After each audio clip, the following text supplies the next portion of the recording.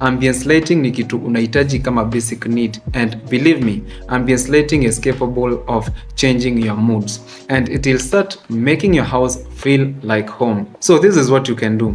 Kama umerent, unaweza endea affordable lights ama LED strips Jumia, Jiji ama utafute kwa any electrical shops.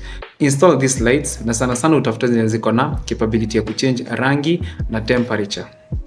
Kama unaishi kwako ama uko in the process of building your home, you can look for light professionals. Like kuna wasi wao kazi yao tu deal na lighting.